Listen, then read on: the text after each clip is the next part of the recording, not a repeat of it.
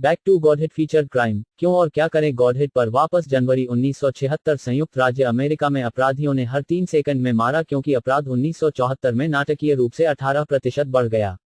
उनकी दिव्य कृपा एसी भक्तिवेदांत स्वामी प्रभुपाद ने शिकागो पुलिस विभाग के मीडिया संबंध विशेषज्ञ लेफ्टिनेंट डेविड मोजी के साथ समस्या पर चर्चा की। लेफ्टिनेंट मोजी, मैं समझता हूं कि आपके पास कुछ विचार हैं जो अपराध को रोकने के हमारे प्रयासों में हमारी मदद कर सकते हैं। मुझे उन्हें सुनने में बहुत दिलचस्पी होगी। श्री प्रभुपाद, एक पवित्र व्यक्ति और एक अपराधी के बीच का अंतर यह है कि एक दिल से शुद्ध होता है और दूसरा गंदा होता है। यह गंदगी अपराधी के मन में बेकाबू वासना और लोभ के रूप में एक रोग के समान है। आज आम तौर पर लोग इस रोगग्रस्त स्थिति में हैं, और इस प्रकार अपराध बहुत व्यापक है। जब लोग इन गंदी चीजों से शुद्ध हो जाएंगे, तो अपराध गायब हो जाएगा। शुद्धि की सबसे सरल प्रक्रिया है मंडली में इकट्ठा होना और भगवान के पवित्र नामों का जाप करना। इसे संकीर्तन कहा जाता है और यह हमारे कृष्ण भावनामृत आंदोलन का आधार है। इसलिए यदि आप अपराध को रोकना चाहते हैं, तो आपको अधिक से अधिक लोगों को सामूहिक संकीर्तन के लिए इकट्ठा करना होगा। भगवान के पवित्र नाम का यह सामूहिक जप सभी के दिल की सारी गंदी बातें मिटा देगा। फिर कोई अपराध नहीं होगा। लेफ्टिनेंट मोजी, क्या आपके अपने भारत के देश में अपराध के विपरीत यहाँ संयुक्त राज्य अमेरिका में अपराध के बारे में कोई भावना है? श्री प्रभुपाद, अपराध की आपकी परिभाषा क्या है? लेफ्टिनेंट मोजी, एक व्यक्ति द्वारा दूसरे व्यक्ति के अधिकारों को रौंदना। श्री प्रभुपाद, हाँ, हमारी परिभाषा एक ही है। उपनिषदों में कहा गया है, ईशवस्यम इदम सर्वम, सब कुछ भगवान का है, इसलिए हर किसी को भगवान द्वारा आवंटित की गई हर चीज का उपयोग करने का अधिकार है, लेकिन वह दूसरों की संपत्ति का अतिक्रमण नहीं कर सकता है। ऐसा करने पर वह अपराधी बन जाता है। दरअसल पहला अपराध यह है कि आप अमेरिकी सोच रहे हैं कि यह अमेरिका की धरती आपकी है। हालांकि 200 साल पहले यह आपका नहीं था, आप दुनिया के अन्य हिस्सों से आए हैं और इसे अपनी भूमि के रूप में दावा किया है। वास्तव में यह ईश्वर की भूमि है, और इसलिए यह सभी की है, क्योंकि हर कोई ईश्वर की संतान है। लेकिन अधिकांश लोगों के पास ईश्वर की कोई अवधारणा नहीं है। व्यवहारिक रूप से कहें तो हर कोई ईश्वर विहीन है, इसलिए उन्हें भगवान से प्यार करने के लिए शिक्षित किया जाना चाहिए। अमेरिका में आपकी सरकार का नारा है, भगवान में हम भरोसा करते हैं, क्या वो सही है? लेफ्टिनेंट मोजी, हाँ। श्री प्रभुपाद, लेकिन भगवान के बारे में शिक्षा कहाँ है? भरोसा करना बहुत अच्छा है, लेकिन साधारण भरोसा तब तक टिका नहीं रहेगा जब तक कि उसमें ईश्वर का वैज्ञानिक ज्ञान न हो। कोई यह जान सकता है कि उसका एक पिता है, लेकिन जब तक वह नहीं जानता कि उसका पिता कौन है, उसका ज्ञान अपूर्ण है।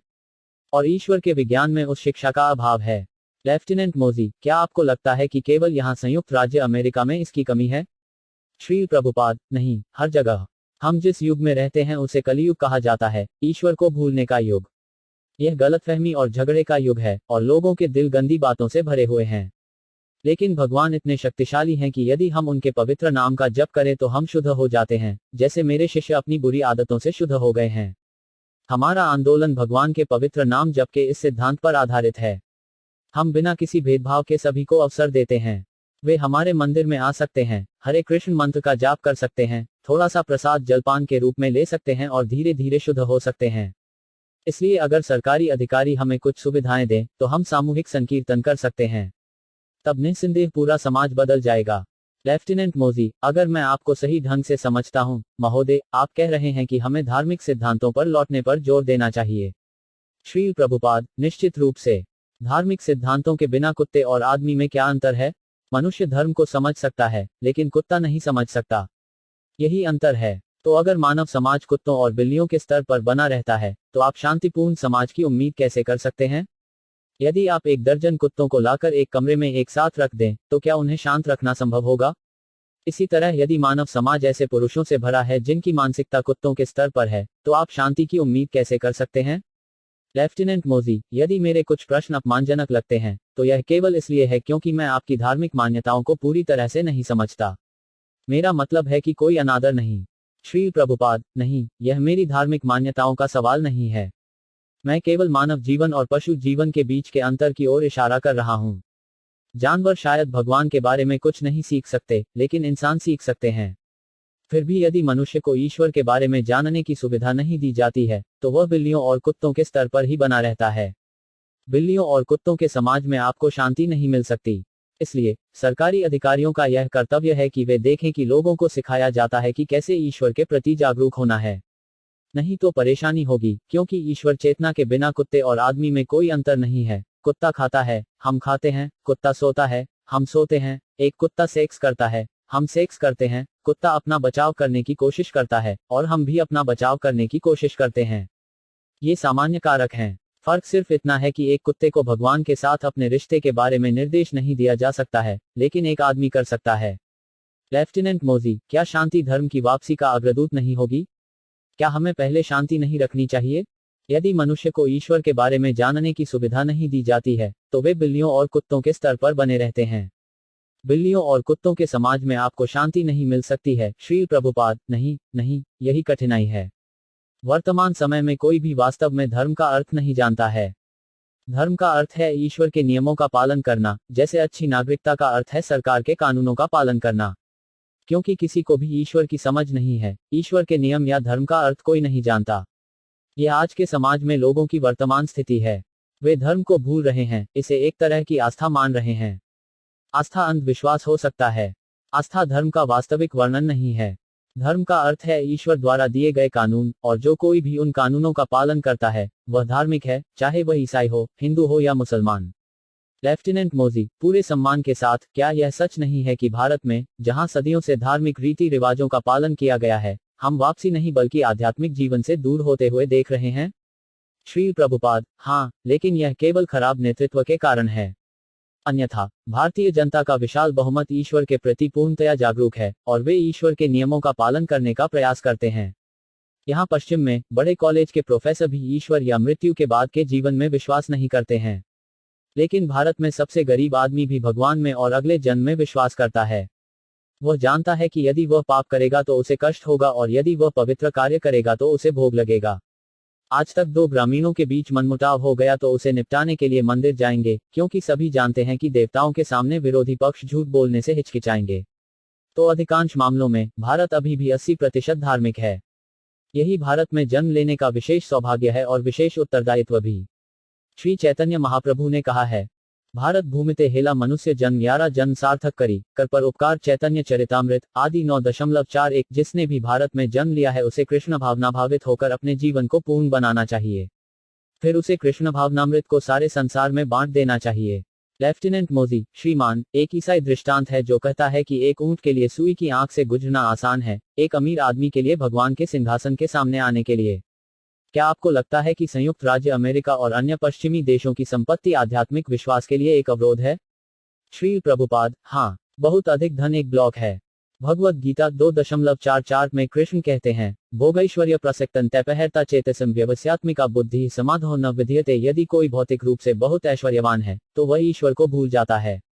इसलिए बहुत अधिक भौतिक धन ईश्वर को समझने की अयोग्यता है। यद्यपि कोई पूर्ण नियम नहीं है कि केवल गरीब व्यक्ति ही ईश्वर को समझ सकता है। आमतौर पर यदि कोई असाधारण रूप से समृद्ध है तो उसकी एकमात्र महत्वाकांक्षा धन अर्जित करना है, और उसके लिए आध्यात्मिक शिक्षाओं को समझना मुश्किल है। लेफ्टिनेंट मोजी, अमेरिका में ईसाई धर्म को मानने वाले भी इन बातों को मानते हैं। मैं एक धार्मिक समूह और दूसरे धार्मिक समूह की आध्यात्मिक मान्यताओं के बीच कोई बड़ा अंतर नहीं देखता। श्री प्रभुपाद, हाँ, सभी धर्मों का सार एक ही है। हमारा प्रस्ताव है कि कोई भी धार्मिक व्यवस्था का पालन करे, उसे ईश्वर को समझने और उससे प्रेम करने का प्रयास करना चाहिए। यदि आप एक ईसाई हैं तो हम यह नहीं कहते यह अच्छा नहीं है, तुम्हें हमारे जैसा बनना होगा। हमारा प्रस्ताव यह है कि चाहे आप ईसाई हो, मुस्लिम हो या हिंदू, बस ईश्वर को समझने और उससे प्रेम करने का प्रयास करें। लेफ्टिनेंट मोजी, अगर मैं आने के अपने मूल उद्देश्य पर लौट सकता तो क्या मैं पूछ सकता हूं कि अपराध को कम करने में हमारी सहायता करने के लिए आप क्या सलाह दे सकते हैं? मैं मानता हूं कि सबसे पहला और सबसे महत्वपूर्ण तरीका परमेश्वर की ओर वापसी होगा, जैसा कि आप कहते हैं, इसमें कोई संदेह नहीं है। लेकिन क्या ऐसा कुछ है जो हम इस फैलती आपराधिक मानसिकता को कम करने के लिए तुरंत कर सकते हैं? हमें भगवान के पवित्र नाम का जाप करने और प्रसाद वितरित करने की सुविधा दें। यदि यह बड़े पैमाने पर किया जाता है तो पूरा समाज बहुत प्रसन्न होगा। श्री प्रभुपाद, हाँ, जैसा कि मैंने अपने भाषण की शुरुआत में पहले ही रेखांकित किया है, आप हमें भगवान के पवित्र नाम का जाप करने और प्रसाद बांटने की सुविधा दें। तब जनसंख्या में जबरदस्त बदलाव आएगा। मैं भारत से अकेला आया हूं और अब मेरे कई अनुयायी हैं। मैंने क्या किया? मैंने उन्हें बैठने के लिए कहा और हरे कृष्ण मंत्र का जाप किया, और बाद में मैंने थोड़ा प्रसाद वितरित किया। यदि यह बड़े पैमाने पर किया जाता है तो पूरा समाज बहुत प्रसन्न होगा। यह सच है। लेफ्टिनेंट मोजी, क्या आप कार्यक्रम को संपन्न क्षेत्र या गरीबी के क्षेत्र में शुरू करना चाहेंगे? श्री प्रभुपाद, हम ऐसे भेद नहीं करते हैं। सभी प्रकार के पुरुषों के लिए आसानी से उपलब्ध कोई भी स्थान संकीर्तन करने के लिए बहुत उपयुक्त होगा। इसमें कोई प्रतिबंध नहीं है कि केवल गरीब पुरुषों को ही लाभ की आवश्यकता है, लेकिन अमीरों को नहीं। सभी को शुद्ध करने की जरूरत है। क्या आपको लगता है कि अपराध समाज के गरीब तबके में ही होता है? लेफ्टिनेंट मोजी, नहीं। लेकिन मेरा मतलब यह पूछना था कि क्या कोई लाभकारी प्रभाव होगा समुदाय को मजबूत करने के लिए यदि कार्यक्रम एक समृद्ध क्षेत्र के बजाय एक गरीब क्षेत्र में आयोजित किया जाता है। श्री प्रभुपाद, हमारा उपचार आध्यात्मिक रूप से रोगी व्यक्ति के लिए है। जब कोई व्यक्ति रोग से पीड़ित होता है तो एक गरीब आदमी और एक अमीर आदमी के बीच कोई अंतर नहीं होता है। दोनों एक ही अस्पताल में भर्ती हैं। जैसे अस्पताल ऐसी जगह होना चाहिए जहां गरीब और अमीर दोनों आसानी से आ सकें, उसी तरह संकीर्तन सुविधा का स्थान सभी के लिए आसानी से सुलभ होना चाहिए। चूंकि हर कोई भौतिक रूप से संक्रमित है, इसलिए सभी को इसका लाभ उठाने में सक्षम होना चाहिए। कठिनाई यह है कि अमीर आदमी सोचता है कि वह पूरी तरह से स्वस्थ है, हालांकि वह सबसे ज्यादा बीमार है।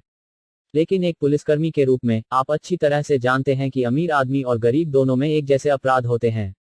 तो हमारी नामजप प्रक्रिया सभी के लिए है, क्योंकि यह मनुष्य के ऐश्वर्य या गरीबी की परवाह किए बिना हृदय को शुद्ध करती है। आपराधिक आदत को स्थायी रूप से बदलने का एकमात्र तरीका अपराधी का दिल बदलना है। जैसा कि आप अच्छी तरह से जानते हैं, कई चोरों को कई बार गिरफ्तार किया जाता है और जेल में डाल दिया जाता है। यद्यपि वे जानते हैं कि यदि वे चोरी करते हैं तो वे जेल जाएंगे, फिर भी वे अपने अशुद्ध हृदयों के कारण चोरी करने को विवश हैं। इसलिए अपराधी के दिल को साफ किए बिना आप केवल अधिक कड़े कानून प्रवर्तन द्वारा अपराध को रोक नहीं सकते हैं। चोर और हत्यारे पहले से ही कानून जानते हैं, फिर भी वे अपने अशुद्ध दिलों के कारण हिंसक अपराध करते हैं। तो हमारी प्रक्रिया हृदय को शुद्ध करने की है। तब इस भौतिक संसार के सभी कष्टों का समाधान हो जाएगा। लेफ्टिनेंट मोजी, यह बहुत मुश्किल काम है, सर। चोर और हत्यारे पहले से ही कानून जानते हैं, फिर भी वे अपने अशुद्ध दिलों के कारण हिंसक अपराध करते हैं। तो हमारी प्रक्रिया हृदय को शुद्ध करने की है। तब इस भौतिक संसार के सभी कष्टों का समाधान हो जाएगा। श्री प्रभुपाद, यह कठिन नहीं है। बस सभी को आमंत्रित करें, आओ, हरे कृष्ण का जप करो, नाचो और भव्य प्रसाद लो। कठिनाई क्या है? हम अपने केंद्रों पर ऐसा कर रहे हैं और लोग आ रहे हैं। लेकिन चूंकि हमारे पास बहुत कम पैसा है, इसलिए हम छोटे पैमाने पर ही संकीर्तन कर सकते हैं। हम सभी को आमंत्रित करते हैं और धीरे धीरे लोग हमारे केंद्रों पर आ रहे हैं और भक्त बन रहे हैं।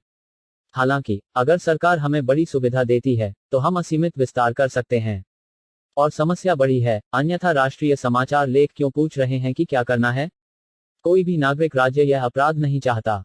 यह एक तथ्य है, लेकिन नेताओं को यह नहीं पता कि इसे कैसे रोका जाए। लेकिन अगर वे हमारी सुनते हैं तो हम उन्हें जवाब दे सकते हैं, अपराध क्यों?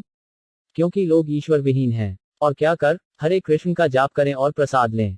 आप चाहें तो संकीर्तन की इस प्रक्रिया को अपना सकते हैं, नहीं तो हम छोटे स्तर पर इसका संचालन करते रहेंगे।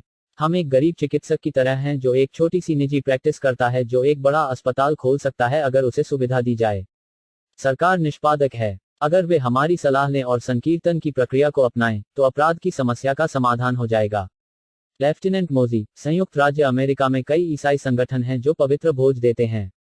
यह काम क्यों नहीं करता? यह दिल की सफाई क्यों नहीं कर रहा है?